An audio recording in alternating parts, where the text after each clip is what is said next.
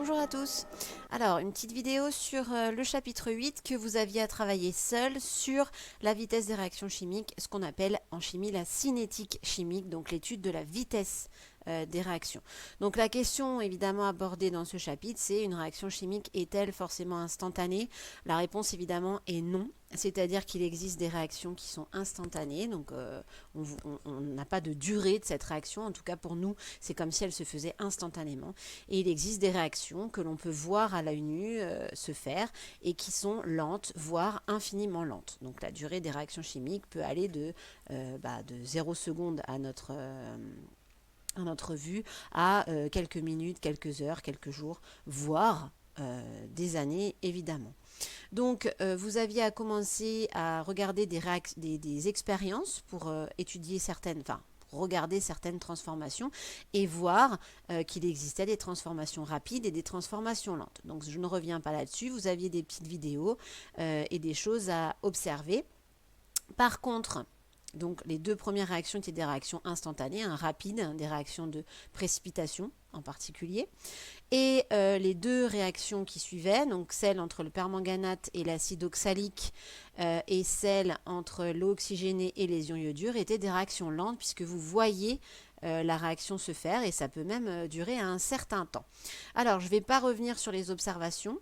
Par contre, je vais revenir juste sur la méthode pour écrire une équation d'oxydoréduction, puisque ça, on l'a déjà revu, mais j'en profite lors de cette correction pour réexpliquer un petit peu la méthode. Alors, vous avez une réaction entre l'acide oxalique, H2CO4, et les ions permanganate, MnO4-. J'en profite, ici vous avez les couples qui sont écrits. Je rappelle qu'à gauche, vous avez l'oxydant et qu'à droite, vous avez le réducteur. Donc MnO4- est un oxydant et il réagit avec un réducteur, H2C2O4. Attention, je rappelle que deux oxydants ne peuvent pas réagir ensemble et deux réducteurs non plus. C'est forcément l'oxydant d'un couple qui réagit avec le réducteur d'un autre couple. Je rappelle également qu'un oxydant est une espèce capable de capter des électrons, un ou plusieurs, et qu'un réducteur est une espèce chimique capable de céder un ou plusieurs électrons. Ensuite, au niveau de l'établissement d'une équation d'oxydoréduction, on commence par écrire les demi-équations concernant les deux couples séparément. Donc je rappelle que c'est un modèle pour expliquer ce qui se passe et pour réussir à écrire le plus facilement possible l'équation finale. Donc on commence par le réactif en question, donc du couple. Ici c'est l'acide oxalique qui réagit. On met un signe égal puisque c'est une demi-équation assez loin pour avoir la place d'écrire tout ce qu'il faut. Et ici l'oxydant conjugué CO2. Ensuite, la méthode est toujours la même. On commence par équilibrer les éléments chimiques qui ne sont ni H ni O. Donc ici, c'est le carbone. Donc là, de ce côté-là, j'en ai deux. Ici, j'en ai un. Donc je vais rajouter un coefficient stoichiométrique 2 pour avoir 2C, 2C. Ensuite, on est en solution aqueuse, donc on a autant de molécules d'eau que nécessaire. Donc on va réussir à équilibrer les atomes d'oxygène en rajoutant des molécules d'eau si nécessaire. Ici, j'ai 4 oxygènes, ici j'en ai 2 fois 2, puisque j'ai 2 fois CO2, donc 4 aussi. Donc là, rien à faire. Ensuite, on est en milieu acide. Alors ici, c'était écrit, voilà, on est ici en milieu acide. Donc ça veut dire quoi milieu acide? Ça veut dire qu'on rajoute des ions H+ dans le milieu, en excès évidemment. Donc on va pouvoir équilibrer l'élément hydrogène en rajoutant des H+ où il faut pour avoir autant d'hydrogène de chaque côté. Ici j'ai 2 H du côté gauche, donc il me faut 2 H du côté droit. Pour avoir 2 H, j'équilibre avec des H+ en rajoutant 2 H+. D'accord?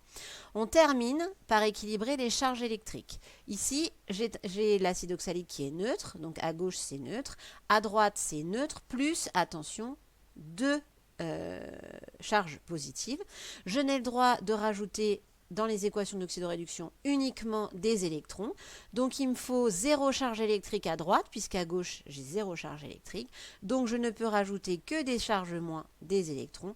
Et il m'en faut 2 moins pour contrecarrer, pour équilibrer les 2+. Donc ça me fait 2H+, plus 2 électrons. Donc voici la demi-équation équilibrée pour l'acide oxalique. On fait pareil pour la demi-équation avec MnO4-. Donc on écrit le réactif en premier, le signe égal, et ici sont réducteur conjugué, donc Mn2+. Alors, on fait pareil. On équilibre l'élément chimique différent de O et H. C'est Mn, le manganèse. J'en ai un ici et un ici, donc pas de souci. Ensuite, j'équilibre les oxygènes. J'en ai 4 ici, il m'en faut 4 à droite, donc j'équilibre en rajoutant 4 molécules d'eau, ce qui me permet de rajouter 4 oxygènes.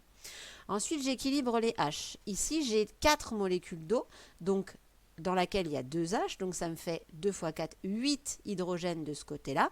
Ici, j'en ai pas, donc je rajoute 8 H+.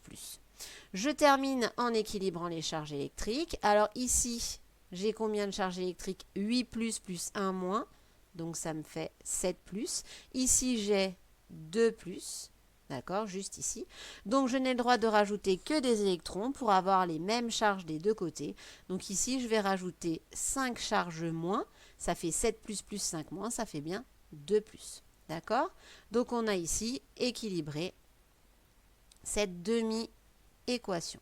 Donc, j'efface pour, voilà, laisser la place à mes deux demi-équations. Ensuite, qu'est-ce qu'il faut faire? On doit avoir le transfert d'un même nombre d'électrons. Ici, j'ai 2 électrons qui sont donnés par l'acide oxalique et le permanganate, lui, a besoin de 5 électrons. Donc, ça ne va pas. Donc, pour ça, il y a une méthode qui consiste à multiplier les demi-équations par des coefficients pour avoir le même nombre d'électrons échangés. Alors ici, il faut que je multiplie. Ça va être quoi le facteur commun? C'est 10, hein, d'accord? Donc, je vais multiplier ici par 5. Donc, ça me fait, donc je vais juste changer de couleur, hop, voilà. Donc, je multiplie par 5, ça fait 5 H2CO4, 5 fois 2 CO2, 5 fois 2 H+, et 5 fois 2 électrons. Ici, du coup, il faut multiplier par 2 pour avoir 10 électrons. Ça fait 2 MnO4-, 2 fois 8, 2 fois 5, 2 Mn2+, et 2 fois 4 H2O. Donc on voit bien qu'on a 10 électrons qui sont donnés par l'acide oxalique à l'ion permanganate. Donc 10 électrons échangés. Donc à partir de là, je peux écrire l'équation finale. Hop, on écrit l'équation finale en additionnant tout. Donc ça me fait, donc ça va être un petit peu long, 5H2C2O4 plus 2 MnO4-, plus 2 fois 8, 16H+. Les électrons, évidemment, n'apparaissent pas. C'était pour comprendre ce qui se passait. 2 fois 5, 10 CO2. Plus 2 fois 5, 10H+. Plus 2 Mn2+. Plus 2 fois 4, 8H2O. Voilà. Alors, qu'est-ce qu'on peut faire, par contre, pour écrire l'équation finale? On voit qu'on a 16H+ ici et 10H+ ici. Donc, on peut simplifier par 10H+, et on aurait 6H+ ici. D'accord? On n'a pas de molécule d'eau. Donc, au final, ça me fait 5H2C2O4 aqueux, plus 2 MnO4- aqueux, plus 6H+ aqueux, donne 10 CO2 dissous en solution, donc aqueux, plus 2 Mn2+ aqueux, plus 8H2O liquide. Donc, voici l'équation d'oxydoréduction correspondant à cette réaction-là. Donc, qui était une réaction lente, par contre, dans ce que vous avez pu observer. Ensuite, la réaction entre l'eau oxygénée et les ions iodures, je ne reviens pas sur ce que vous avez pu observer. Juste un détail, l'espèce colorée ici qui était intéressante à regarder, c'était le diode qui est jaune à brun suivant la concentration. Alors là encore, c'est une réaction lente. Vous voyez le diode apparaître au fur et à mesure.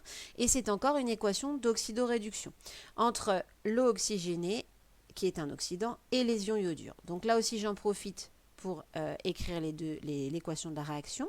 Donc, on écrit les demi-équations des deux couples. H2O2 qui va donner H2O.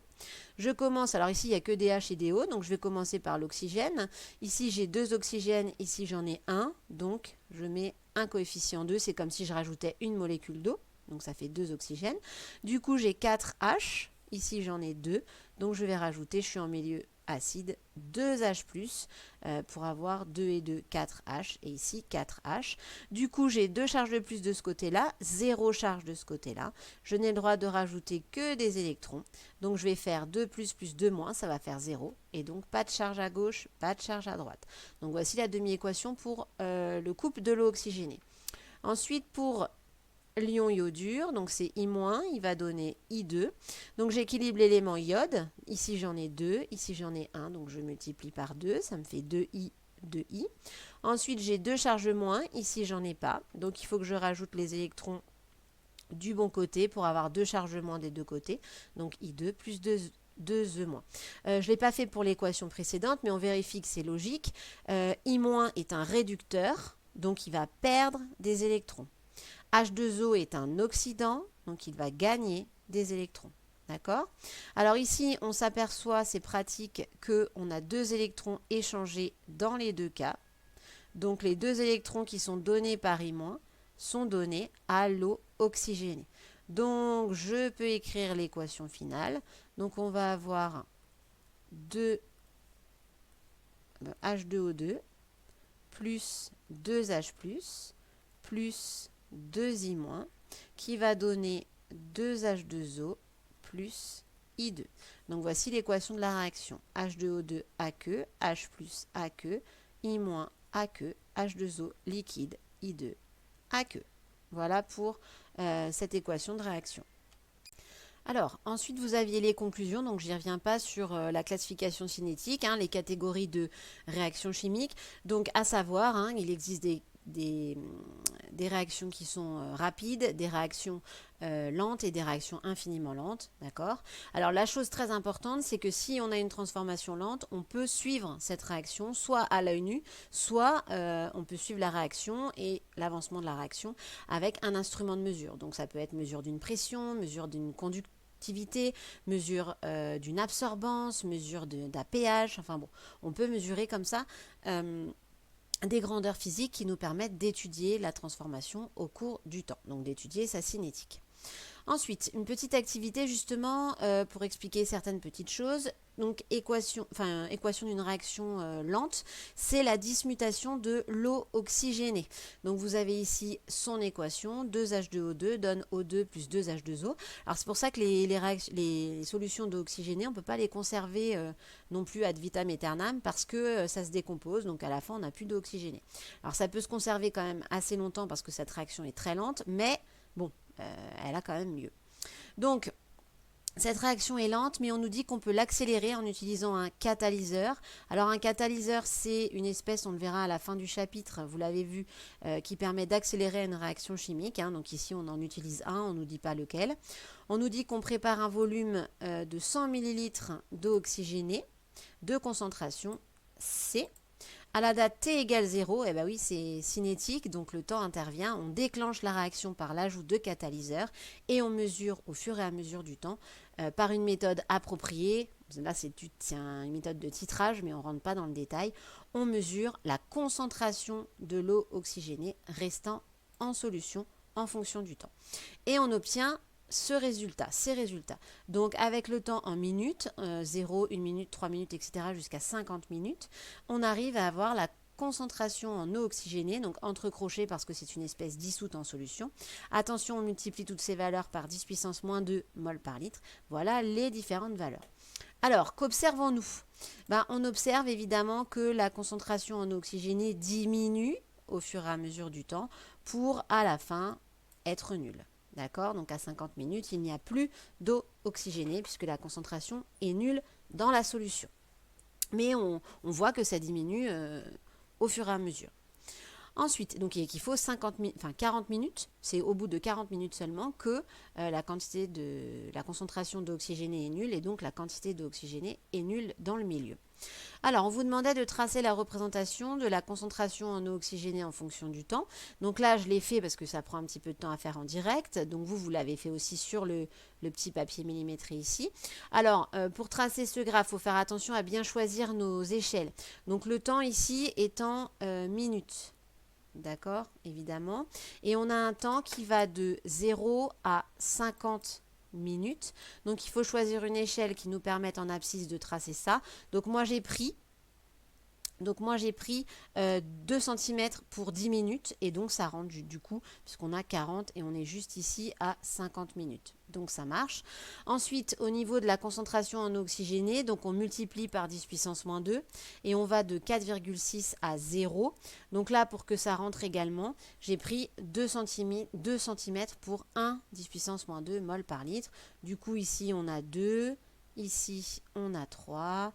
Ici, on a 4 et on a 4,6. Ici, c'est le petit point que vous avez ici. Donc, ça nous donne cette représentation. Alors, vous représentez, évidemment, vous ne reliez pas les points un à un. Vous représentez à main levée, vous reliez à peu près les points. Et ça vous donne cette allure-là. D'accord ? Alors, on nous demande qu'observez-vous? On observe. Hein. On observe quoi?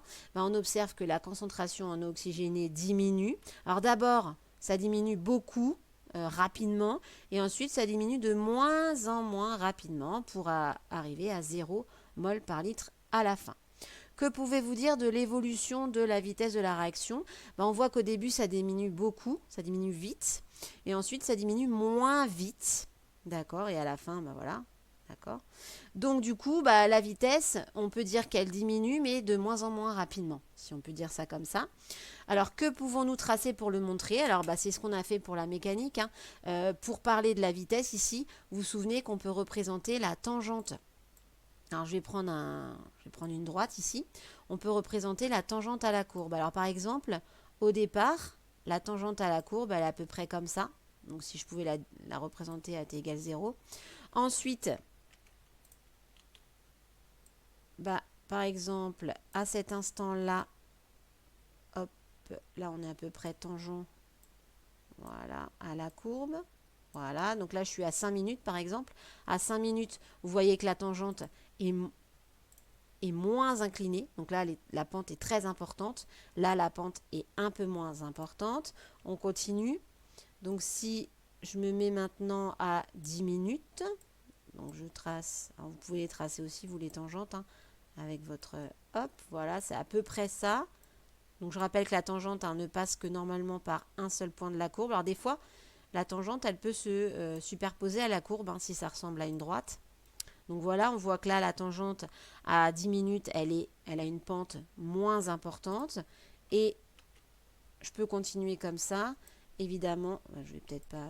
voilà, hop. Ici, par exemple, voilà, on voit que la pente est encore moins importante. Donc là, je suis à 20 minutes. Et puis là, ça serait encore moins important. Donc, on peut représenter, pour représenter l'évolution de la vitesse de la réaction, on peut représenter les tangentes en un point à un instant donné à la courbe. Et plus cette tangente a une pente importante, plus la vitesse est grande.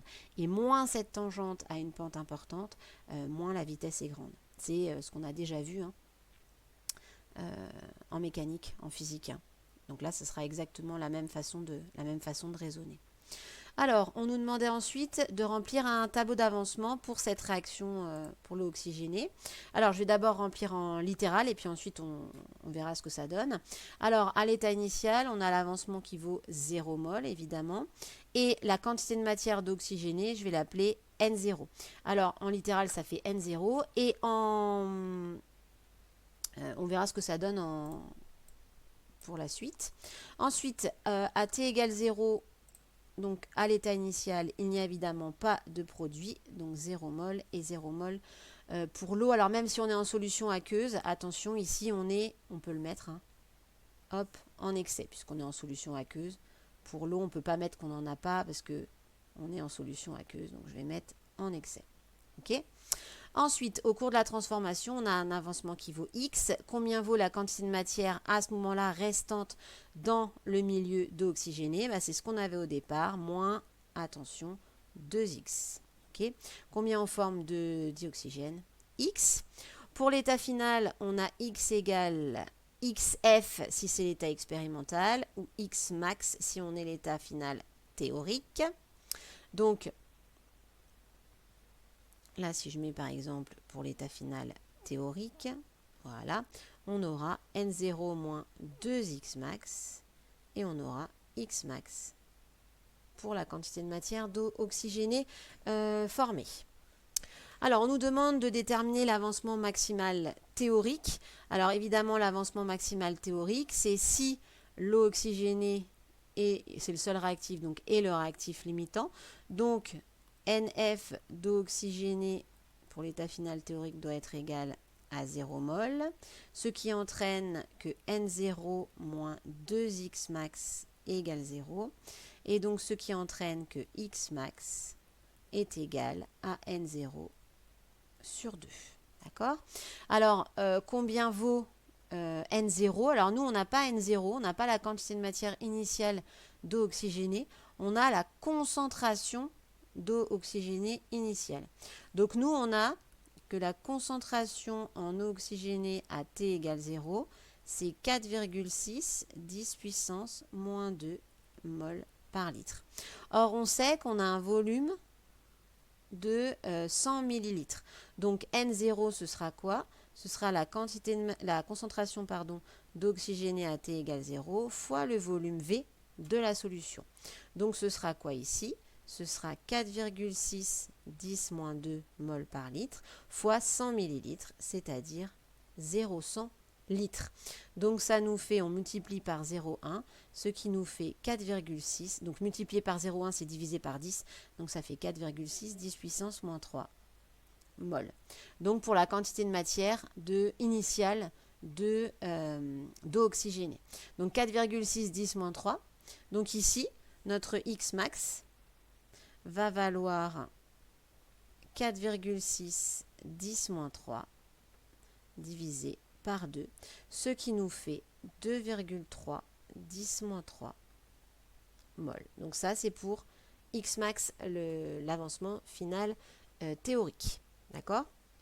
Ensuite, l'avancement final expérimental. Bon, bah alors là, il faut que ce soit donné par des résultats expérimentaux. Bah, c'est quoi les résultats expérimentaux? C'est notre courbe et c'est ce tableau. Ça, c'est des vrais résultats expérimentaux. Bah là, on ne va pas aller trop loin parce qu'on voit que H2O2, à la fin, il n'y en a plus. Donc, sa quantité de matière finale est nulle. Donc, H2O2 est bien. Alors, sa concentration est nulle et sa quantité de matière est nulle. Donc, ça veut bien dire que H2O2 est le réactif limitant. Donc, ça veut bien dire que X à l'état final égale X max. Là, il n'y a pas besoin de tergiverser. Hein. Ça vaut donc 2,3 10 moins 3 mol. OK? Parce que H2O2 est bien le réactif limitant. Donc là, il n'y avait pas besoin de faire de calcul ou quoi, puisqu'on voit que c'est bien le réactif limitant. La réaction est-elle totale? Bah oui, hein, puisque XF égale X max, bah donc la réaction est bien totale. Il n'y a pas de problème. D'accord? Alors, à partir de là, autre chose de très important en cinétique, c'est ce qu'on appelle le temps de demi-réaction. Alors pourquoi?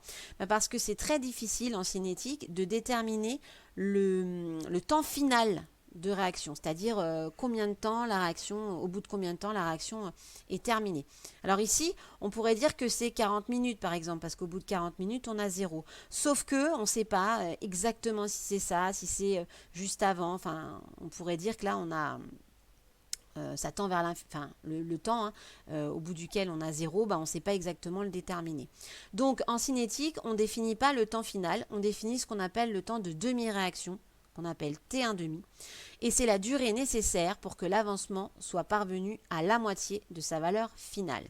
Donc à T1,5, donc si je traduis, on aura X, que je peux appeler X1,5, qui vaudra X final divisé par 2. Donc le X expérimental, hein, si on l'a, évidemment. Donc ce temps de demi-réaction peut s'exprimer dans toutes les unités de temps, hein, secondes, minutes, heures, ça dépend de votre cinétique évidemment et de votre réaction.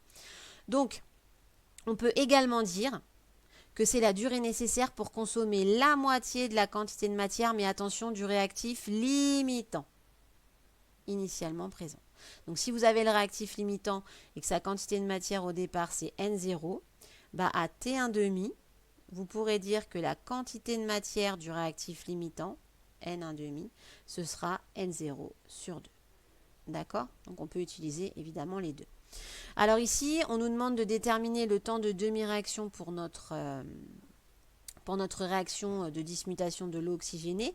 Bah, on sait qu'à T1,5, on a X qui vaut, donc X1,5 qui vaut x final divisé par 2. D'accord? Alors nous, on connaît le x final, donc on sait qu'à T1,5, on est à xf sur 2. Et nous, ce qu'on a, c'est la courbe. Donc c'est toujours sur une courbe qu'on va déterminer le T1,5. Mais nous, notre courbe, c'est la concentration en eau oxygénée en fonction du temps. Alors si on est à la moitié de l'avancement, pardon, je remets le tableau d'avancement, désolé pour... voilà.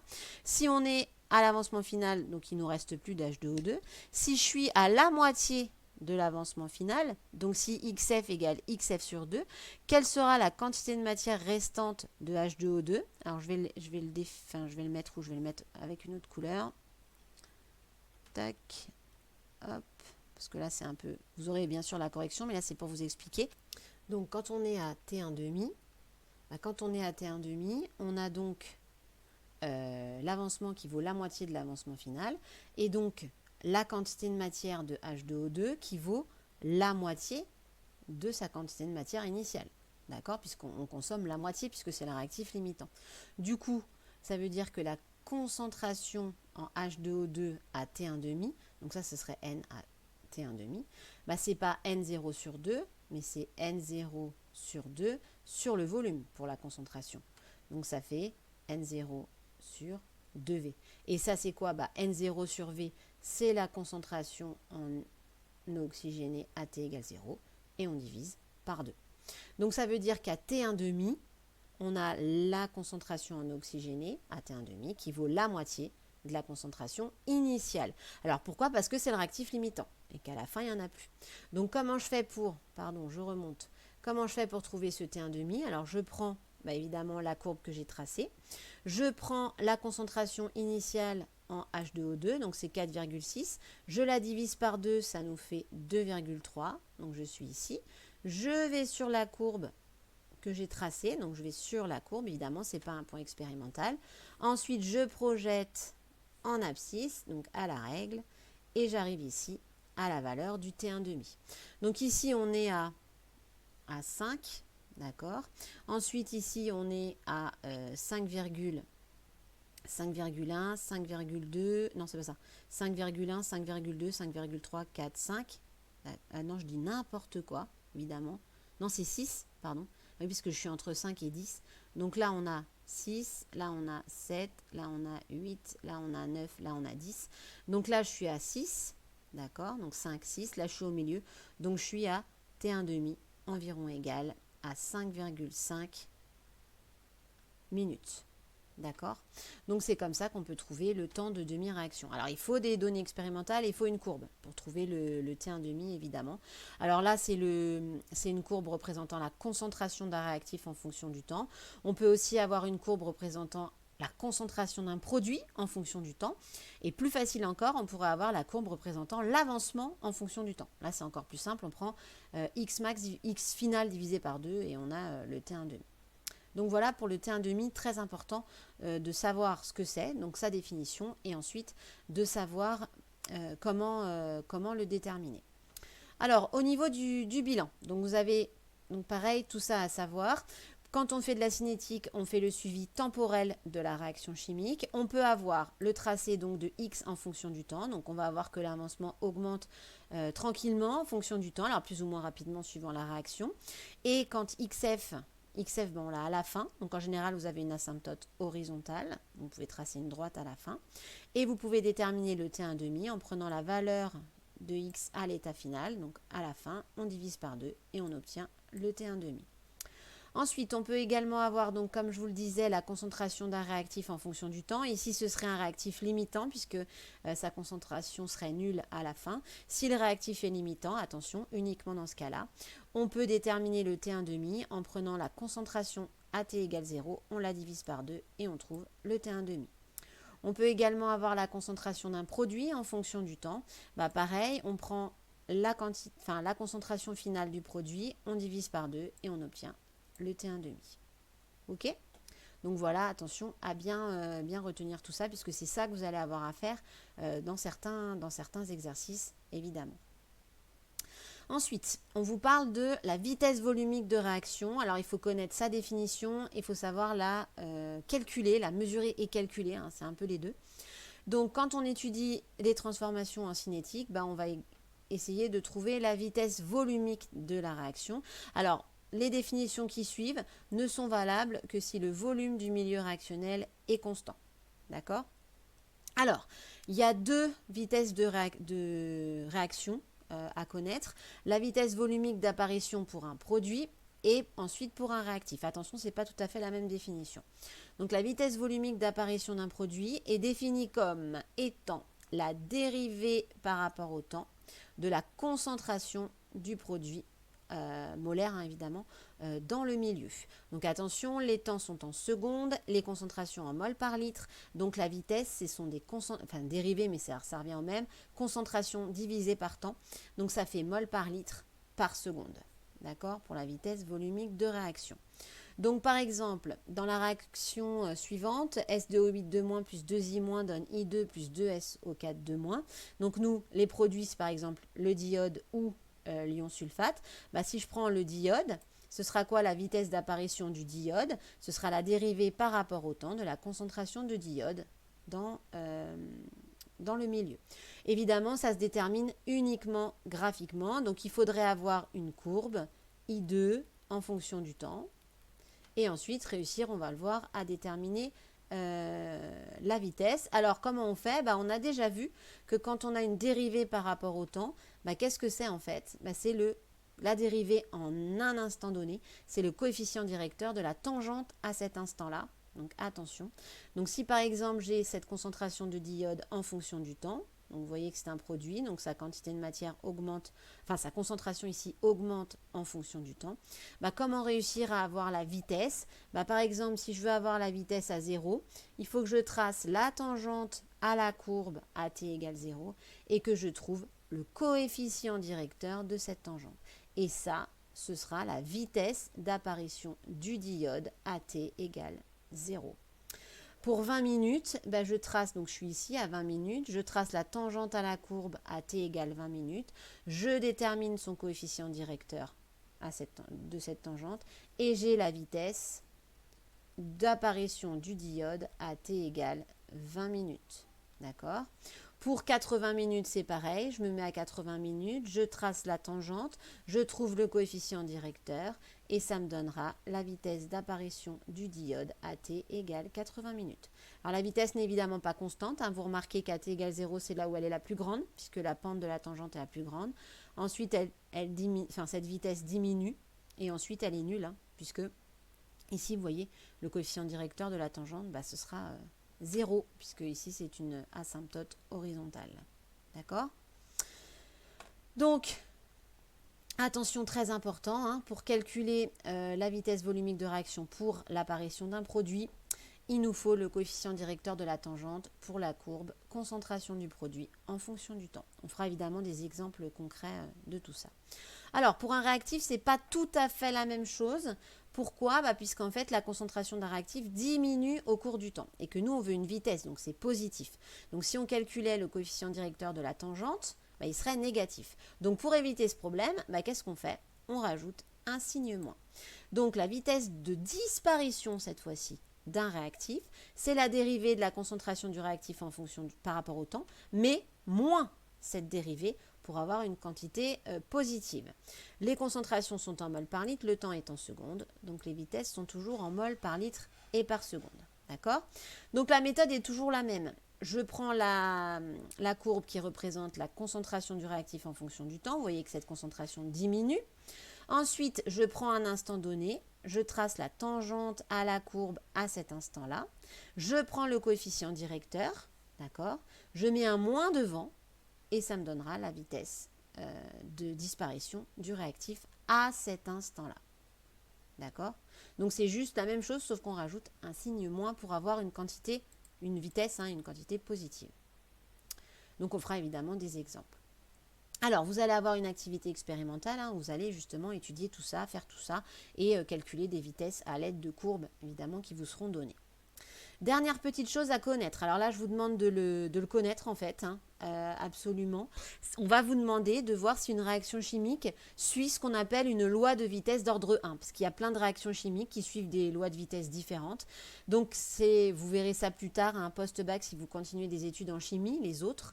On nous dit qu'une réaction chimique suit une loi de vitesse d'ordre 1 si sa vitesse volumique de disparition pour un réactif est proportionnelle à la concentration de ce réactif.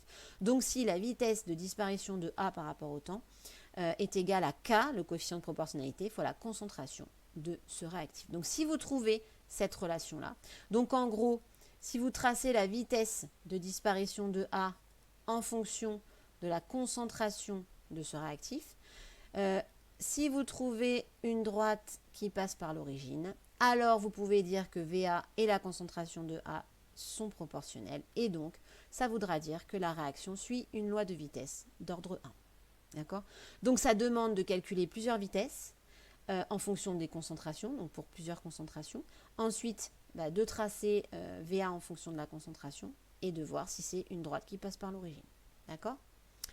Alors, autre chose que je vous demande d'admettre, alors déjà, c'est qu'on ne pourra faire ça que si on a des données expérimentales, hein, évidemment, donc un tableau, une courbe, des valeurs de vitesse qu'on peut calculer, etc.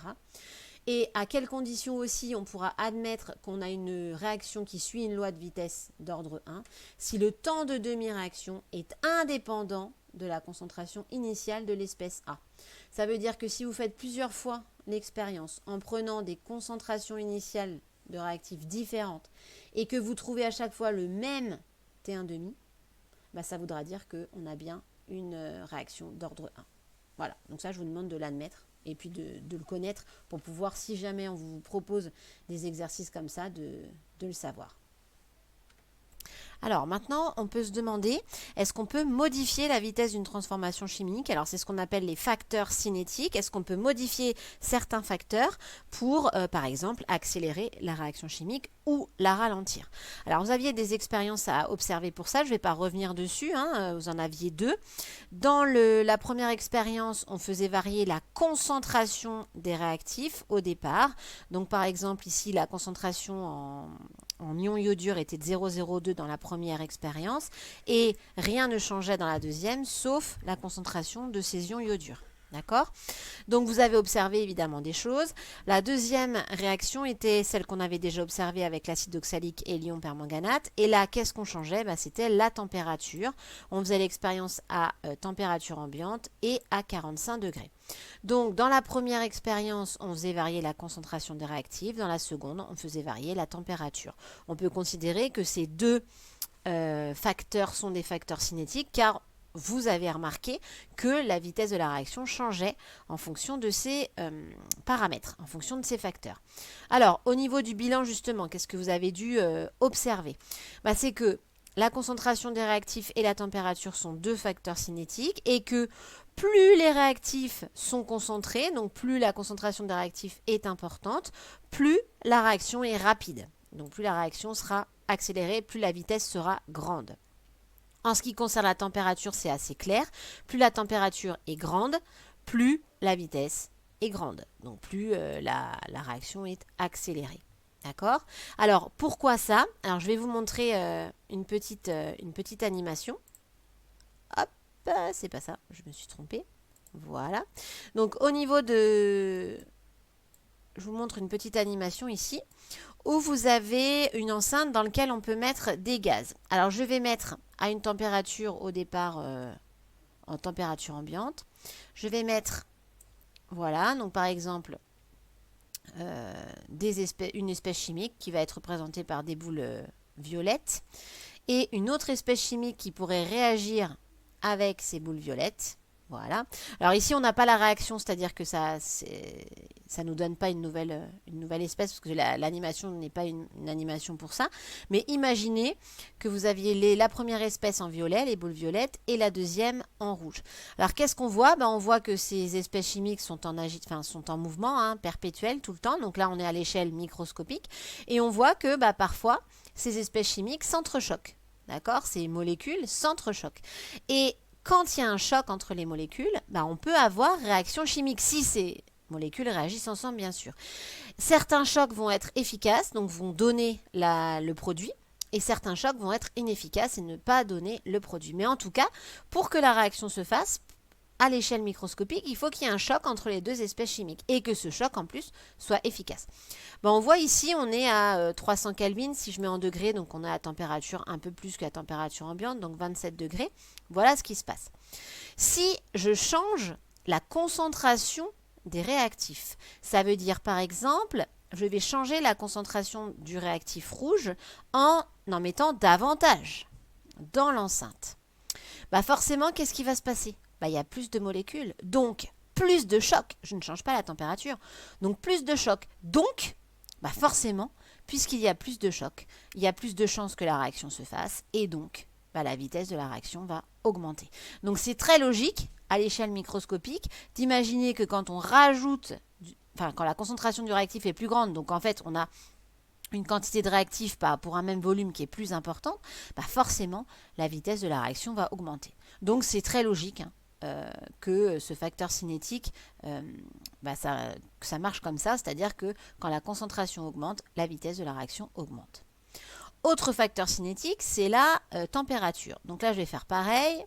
Donc je mets la première espèce, la deuxième espèce, et on est à la température ambiante. D'accord? Qu'est-ce qui se passe? Je vais augmenter la température. Et on va voir ce qui se passe. Donc là, on a des chocs, pas de problème. Donc je vais chauffer.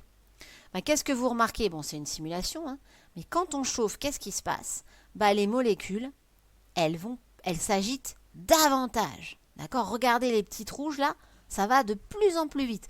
Donc forcément, si les molécules bougent davantage, ont un mouvement qui est plus rapide, forcément il y aura plus de chocs potentiellement. C'est-à-dire que statistiquement, il y aura plus de chances qu'elles s'entrechoquent avec les autres et donc plus de chances qu'il y ait une réaction chimique. Bon là j'exagère sur la température évidemment, hein.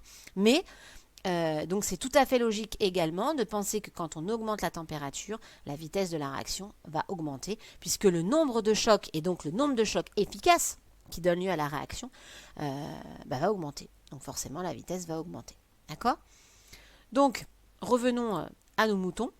Donc les deux facteurs cinétiques à connaître pour vous sont donc la concentration des réactifs et la température, et il faut savoir dans quel sens ça fonctionne évidemment et dans quelle mesure ça augmente la vitesse de la réaction. Alors il y a pas mal d'applications de ces facteurs cinétiques, hein. Par exemple si on veut accélérer une réaction, on va chauffer évidemment, et pour les synthèses c'est très important. Et si on veut ralentir une réaction chimique ou carrément la bloquer, ce qui est très facile à faire, c'est de tremper le mélange réactionnel dans de la glace par exemple. On va baisser la température pour arrêter la réaction, ou en tout cas la ralentir fortement. Donc c'est pour ça qu'on conserve des aliments au réfrigérateur, parce que les réactions qui sont instaurées par les bactéries par exemple vont être stoppées, ou en tout cas être plus lentes quand on est à température plus faible. Donc voilà pourquoi on fait ça. Alors au niveau d'un petit exercice en rapport avec ça, donc ici, hop, je vais remettre, voilà, donc ici, vous avez une courbe qui vous donne l'avancement de la réaction en fonction du temps, et on est à 18 degrés. On nous demande de déterminer graphiquement le temps de demi-réaction. Alors là, c'est pas très compliqué. Puisqu'on a l'avancement en fonction du temps, on a l'avancement final qui vaut XF égale, attention, 0,7 10 puissance moins 1 en mol. D'accord? Or, on sait qu'à autant de demi-réactions, à T1,5, on a X, que je vais appeler 1,5, qui vaut XF sur 2. Donc, il sera égal ici à 0,7 divisé par 2, donc 0,35 10 puissance moins 1 en mol. D'accord? Donc, je vais ici à XF sur 2, donc 0,35. Je vais sur la courbe. Je projette, donc tout ça se fait à la règle, hein, bien sûr, chez vous. Hop. Et ici, j'arrive à, je regarde, là, on a une échelle où là, on a 1 minute, 2 minutes, 3 minutes, 4 minutes, 5 minutes. Donc là, on est à 2 minutes. Donc, on en déduit graphiquement que le temps de demi-réaction vaut environ 2 minutes. D'accord? Ensuite, tracer en pointillé une courbe qui aurait pu être obtenue à 30 degrés. Bon, 30 degrés, c'est une température supérieure à 18 degrés. Donc, la température est plus importante. Donc, qu'est-ce qui va se passer? On va atteindre le même avancement final, mais plus rapidement. D'accord? Donc, voilà, on va avoir une vitesse plus importante au départ. Donc, on aura cette courbe-là. Tracer en gras la courbe qui aurait pu être obtenue à 10 degrés. Donc là, c'est une température plus faible. Donc, on aurait une vitesse moins importante. Donc, on atteindrait le même, le même état final, mais moins vite. D'accord? Donc là, d'ailleurs, voilà, on l'aurait atteint par là. Voilà. Bon, typiquement, ce qu'on pourrait vous demander, tracer des courbes à une température plus élevée, une température plus faible. Attention, c'est le même état final ici puisque les quantités au départ ne changent pas, c'est juste la température qui est modifiée. Alors, on continue avec la catalyse. Alors, vous aviez là également des expériences à observer, à regarder. Donc, on regarde une réaction chimique dont on a déjà parlé, qui est la dismutation de l'eau oxygénée. On a dit que c'était une réaction très lente qui donne un gaz, le dioxygène, et de l'eau. Et cette réaction, on peut la catalyser. Alors, on l'a vu également plus avant, mais on peut la catalyser de 3 manières différentes. Donc, vous aviez 3 expériences en mettant un fil de platine, en mettant une solution de chlorure de fer 3, donc avec des ions Fe3+, et en mettant un morceau, alors moi j'avais pris un morceau de steak haché, mais un morceau de viande, un morceau de foie, etc. Et qu'est-ce que vous avez observé? Vous avez observé dans les 3 cas un dégagement gazeux à partir du moment où vous mettiez le catalyseur, donc ce que vous rajoutiez, parce que si vous mettez juste de l'eau oxygénée, on voit rien, d'accord? Donc si on rajoute rien, on voit pas la dismutation parce que c'est une réaction très lente. Par contre, si je rajoute un catalyseur, je vois un dégagement gazeux. Et oui, et ça veut dire quoi? Ça veut dire qu'il y a le O2 qui se dégage, donc la réaction se fait. Donc déjà, on voit un dégagement gazeux dans les 3 cas. Alors on observe pas tout à fait, on observe un dégagement gazeux avec le fil de platine au niveau du fil de platine, on observe des petites bulles, donc un petit dégagement gazeux. Au niveau de l'ajout de Fe3+, alors on a une réaction très violente. Fe3+, c'est une solution qui est jaune-orange, et on voit ça devient marron. Ensuite, il y a un dégagement gazeux très important, donc la réaction se fait très rapidement. Et ensuite, on retrouve une solution jaune. Donc, on retrouve les ions Fe3+, inchangés. Et quand on met le morceau de foie, c'est pareil, on a un dégagement gazeux très, très important, morceau de steak haché. On voit que la viande se blanchit, se décolore. Il se passe la réaction de dismutation de manière très importante et très violente aussi, moins qu'avec le Fe3+, mais c'est quand même pas mal. Alors, il existe du coup 3 types de catalyse. La catalyse qu'on appelle homogène, celle qu'on appelle hétérogène et celle qu'on appelle enzymatique. Alors, qui est qui? La catalyse hétérogène, c'est celle où on met le fil de platine puisqu'on a une solution et un solide. Donc, c'est un milieu qui est hétérogène. Donc pour la manip numéro 1. Homogène, c'est la manip numéro 2, puisque là, on a une solution dans une solution. Ça donne un mélange homogène. Donc c'est le cas de l'expérience numéro 2.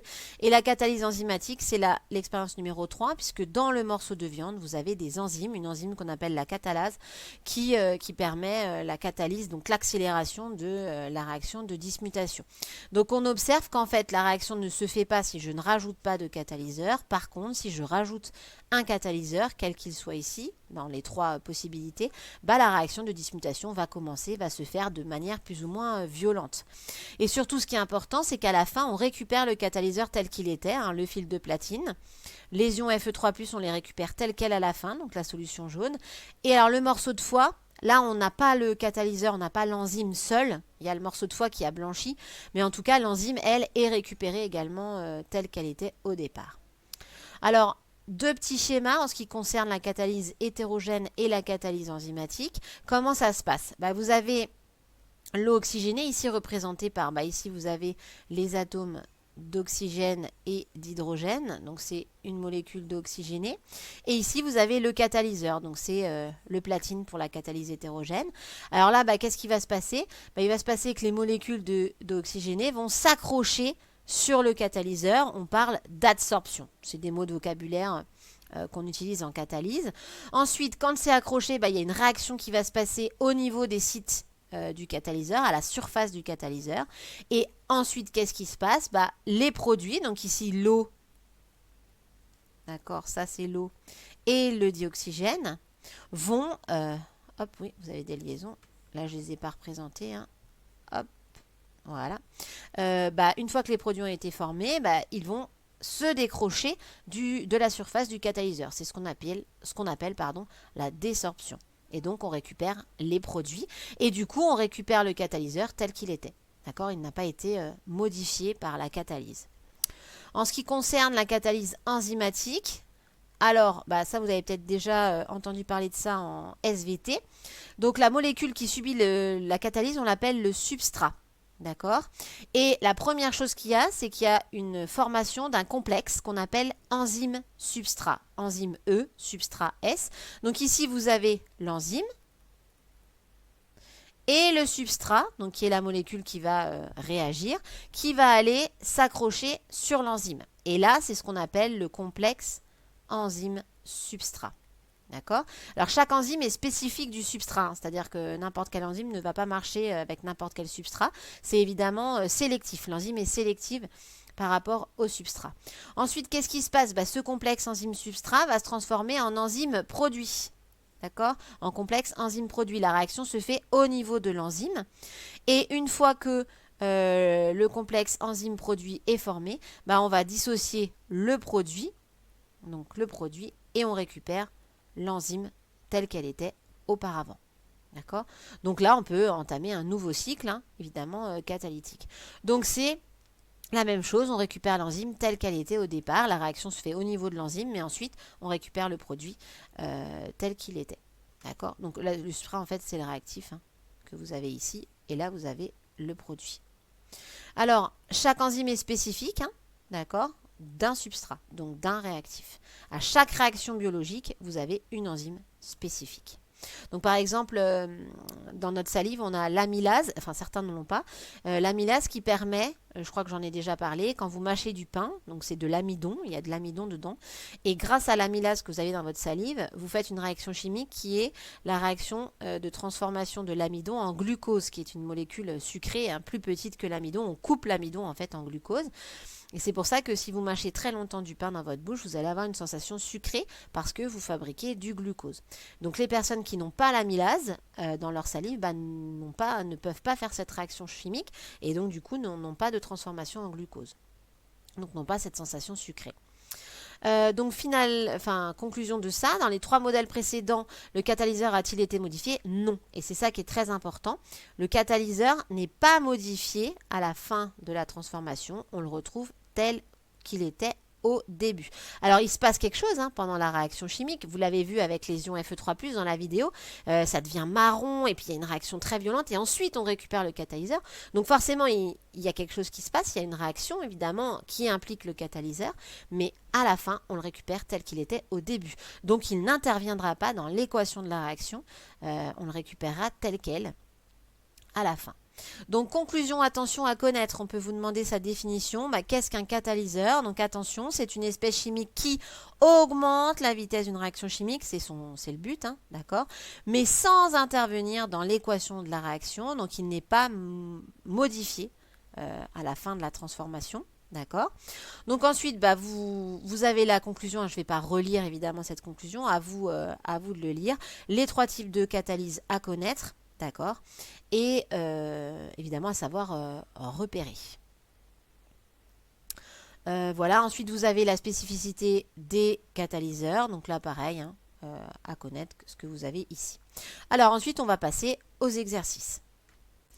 Alors, au niveau des exercices, donc premier exercice, on nous parle de la transformation entre l'eau oxygénée et les ions iodures qu'on a déjà vu qui forment du diode. Donc, et on est en milieu acide. Donc, on nous donne ici à 25 degrés des courbes qui représentent les quantités de matière des différents réactifs, donc H2O2, H+, et I-, en fonction du temps.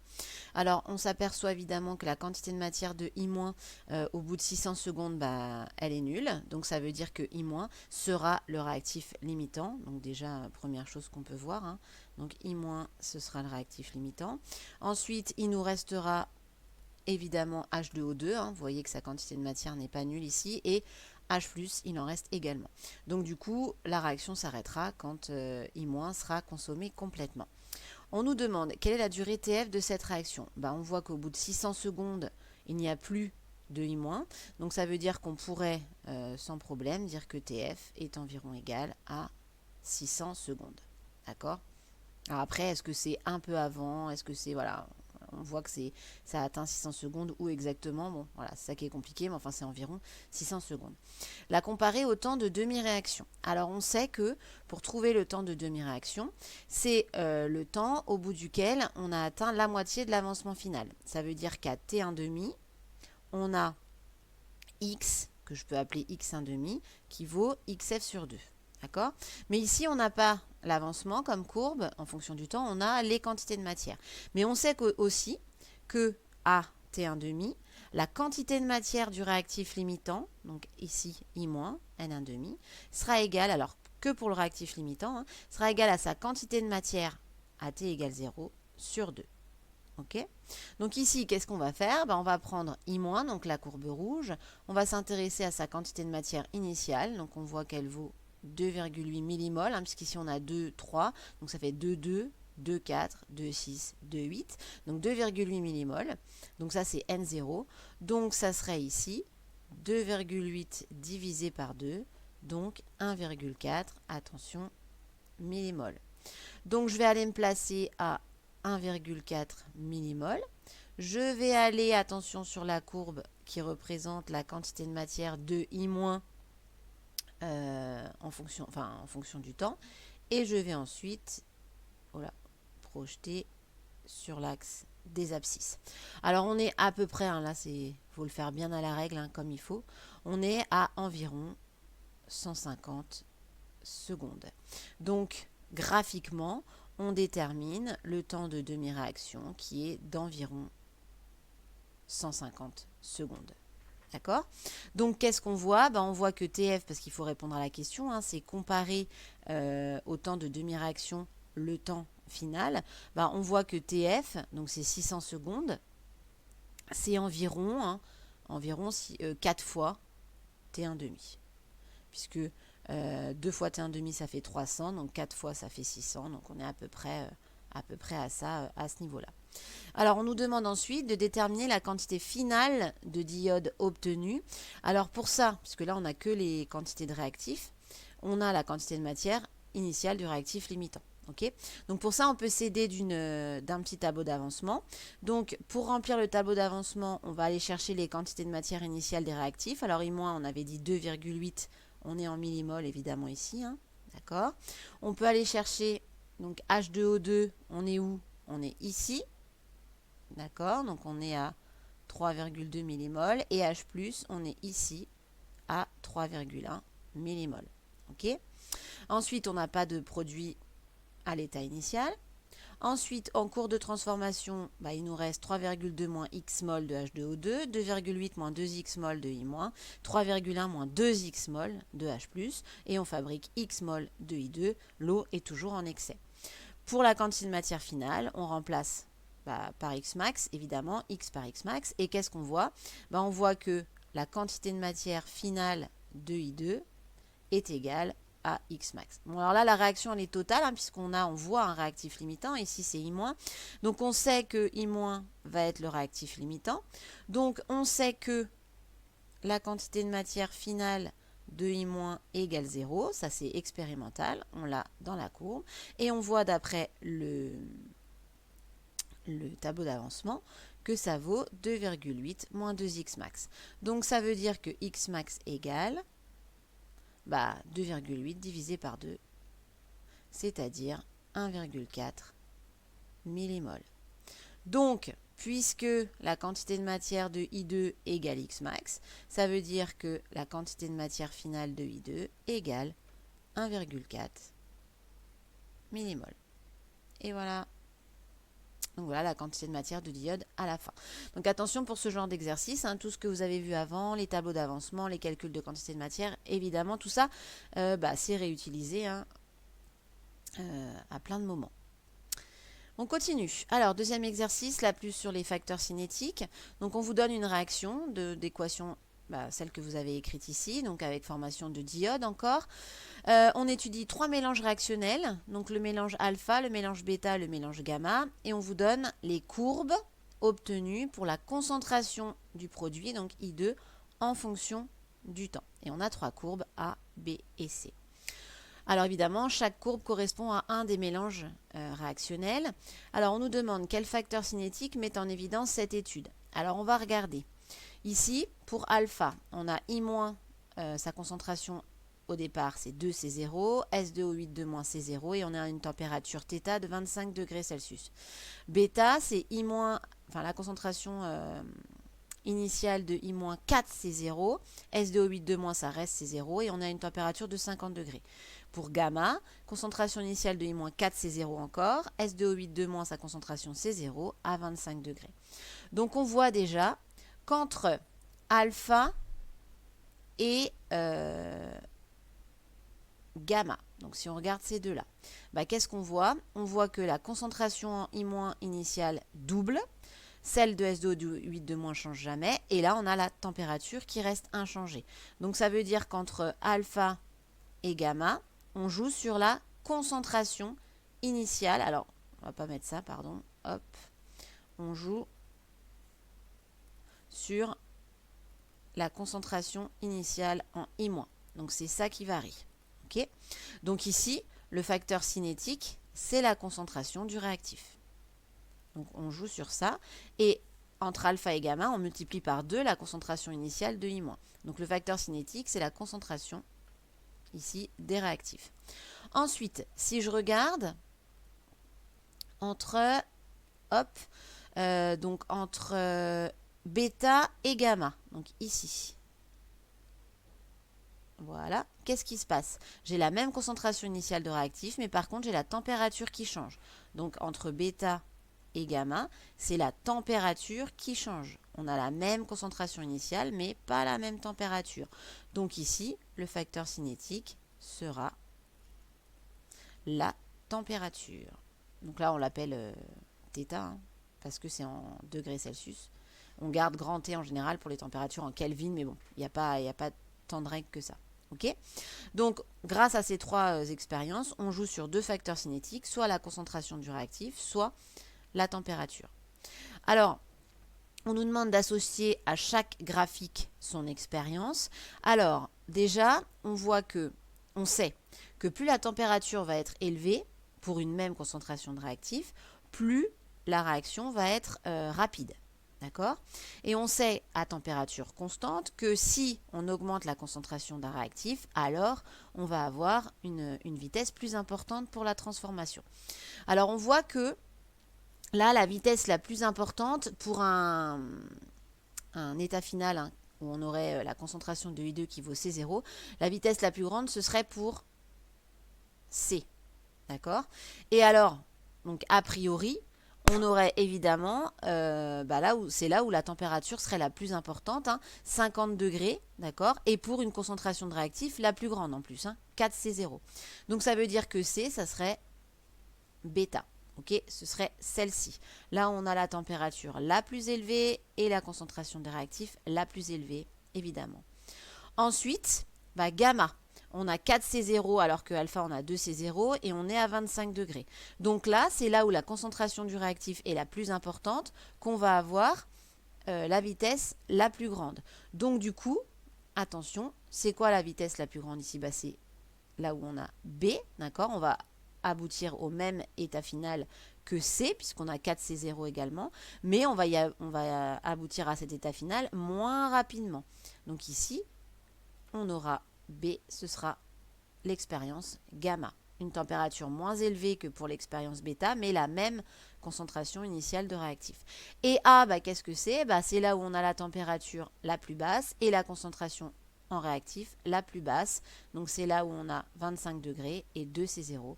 Donc ça, c'est alpha. Et voilà. Donc voilà ce qu'on obtient ici pour ces transformations. Donc ça, c'est ce que vous devez savoir faire aussi.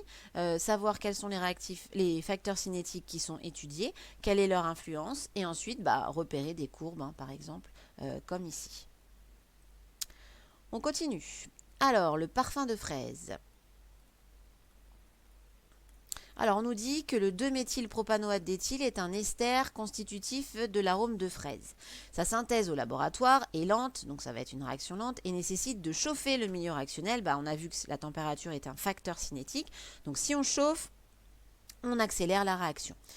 On effectue le suivi de l'avancement X en fonction du temps. Donc là, on a l'avancement en fonction du temps et on obtient la courbe, attention à bien lire, la courbe A.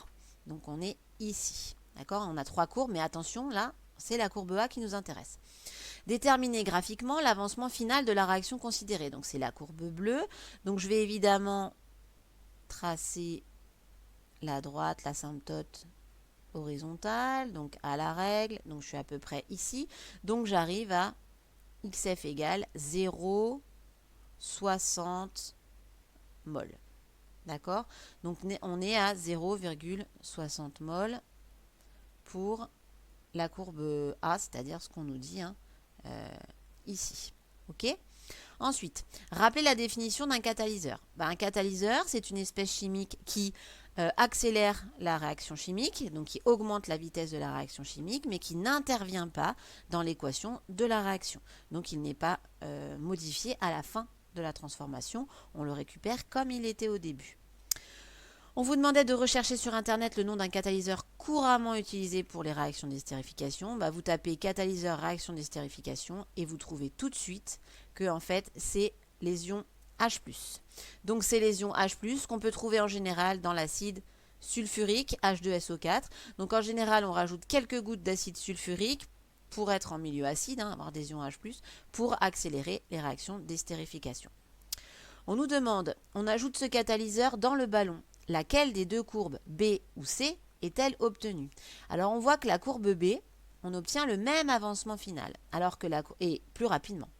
D'accord? On aboutit plus rapidement à l'avancement final. Donc on a bien accéléré la réaction pour arriver au même avancement final. La courbe C, c'est plus rapide évidemment, la vitesse est plus grande, mais on aboutit à un autre état final. Donc attention, quand on rajoute un catalyseur, on augmente la vitesse de la réaction, mais on ne change pas l'état final du système, évidemment, puisqu'on ne change pas les quantités initiales des réactifs. Donc ici, qu'est-ce que on obtient comme courbe si on rajoute un catalyseur? On obtient la courbe B, puisque on a le même état final, mais on y aboutit plus rapidement. Donc attention à ça aussi. Pour changer d'état final, pour changer le XF, il faudrait changer les quantités de matière de réactifs. Alors, dernier petit exercice sur la synthèse. Encore une fois, souvent on fait de la cinétique pour la synthèse, pour des synthèses d'une phéromone.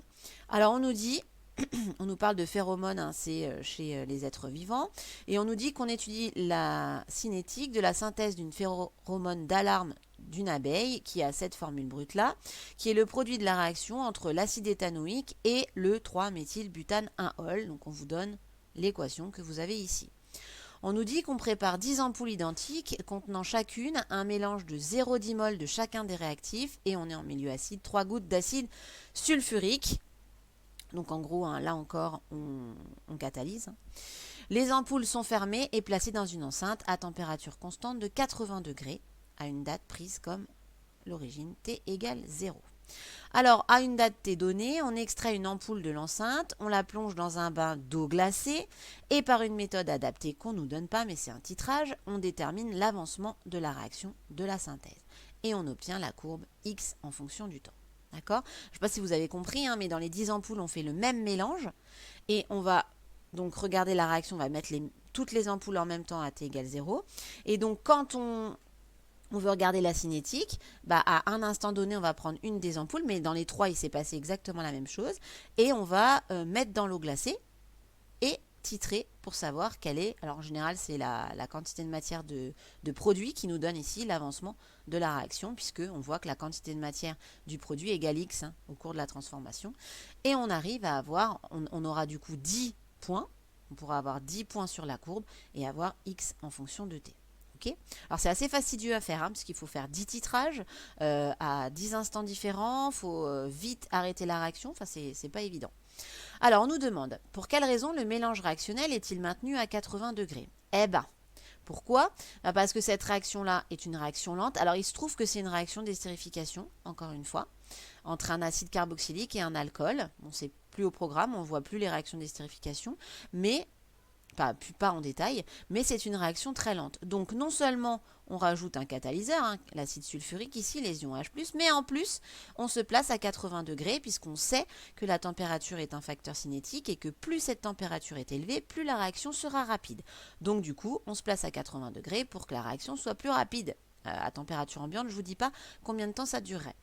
Quel rôle joue l'acide sulfurique? Je l'ai dit, hein, c'est le rôle de catalyseur. Ça va accélérer la réaction chimique sans participer à cette réaction dans le sens que ça n'intervient pas dans l'équation de la réaction et on va récupérer l'acide à la fin comme si de rien n'était. Donc voilà, vous voyez, il n'est pas dans les réactifs. C'était pas le cas, juste je reviens à l'exercice, juste un petit détail avant pour vraiment pas confondre. Ici, dans cette équation, H2O2 plus 2I- plus H+, était un réactif. Hein. C'était pas un catalyseur. C'était un réactif pour qu'on soit en milieu acide. Donc nous, voilà, l'acide sulfurique joue le rôle de catalyseur. Avant chaque mesure de l'avancement de la réaction, pourquoi plonge-t-on l'ampoule dans un bain d'eau glacée? C'est toujours la même chose. La température étant un facteur cinétique, pour accélérer la réaction, on augmente la température, mais pour ralentir la réaction, on diminue drastiquement la température et donc là, on trempe dans un bain d'eau glacée pour arrêter la réaction. En tout cas, la ralentir drastiquement pour qu'on considère que la réaction est finie et pour pouvoir, considérer que la réaction s'arrête, la faire s'arrêter et pour pouvoir titrer la quantité de matière de produit. Ensuite, rechercher graphiquement la date à partir de laquelle le système atteint son état final et en déduire la valeur de l'avancement final. Là encore, on trace une ligne au niveau de l'asymptote horizontale, quand la courbe ici se stabilise, on arrive à 60 millimoles, donc XF vaut 60 millimoles ici. Au niveau du temps final, alors c'est pas facile, toujours la même chose, hein, à partir de quand c'est fini, donc on pourrait très bien dire à peu près qu'on est à ce niveau-là, donc on a un temps final qui vaut à peu près 250 minutes. Mais le temps final, c'est vraiment jamais très simple à trouver. Ensuite, définir le temps de demi-réaction et le déterminer graphiquement sa valeur approchée. Alors, on sait qu'à T1,5, on a, alors ne mettez surtout pas un signe égal, puisqu'un temps ne peut pas être égal à un avancement. À T1,5, on a l'avancement X1,5 qui vaut XF sur 2. Donc ici, X à T1,5 sera égal à 60 divisé par 2, c'est-à-dire 30 millimoles. Attention aussi à ne pas oublier les unités. Donc on se place à 30 millimoles avec une règle, on va sur la courbe et on projette sur l'axe des abscisses. Alors on arrive à peu près, c'est pas évident, il faut bien le faire avec votre règle. Là on a 50, ici on a 100, donc ça fait 60, 70, 80, 90. Donc on est à peu près, c'est toujours comme c'est graphique, environ à 65 minutes. À peu près pour le temps de demi-réaction. Bon, si vous avez mis 70, c'est vrai que moi je ne suis pas très précise ici, environ entre 65 et 70 minutes. Alors on nous demande, l'avancement final de la réaction serait-il augmenté si l'on maintenait les ampoules dans une enceinte à une température supérieure à 80 degrés? On joue sur le facteur cinétique température en augmentant cette température, mais on ne joue pas, donc on joue sur la vitesse de la réaction, mais on ne joue pas sur l'état final. Donc si on était à plus que 80 degrés, la réaction irait plus vite, mais on obtiendrait le même état final. Donc, au niveau de la courbe qu'on obtiendrait, on obtiendrait le même état final, mais atteint beaucoup plus rapidement. D'accord? Donc, la vitesse serait plus importante, mais on obtiendrait le même état final. Voilà, j'espère que ça va pour ces petits exercices. Vous avez un petit QCM une fois que vous avez bien intégré ce cours jusqu'à la question 6, pas plus, puisqu'ensuite c'est hors programme. C'est ce que normalement on doit faire après le mois de mars, donc pas la peine d'aller plus loin. Et un exercice, alors l'exercice résolu de votre livre, page 82, et l'exercice numéro 13 qu'on essaiera de corriger en présentiel également. Voilà, bon courage à tous.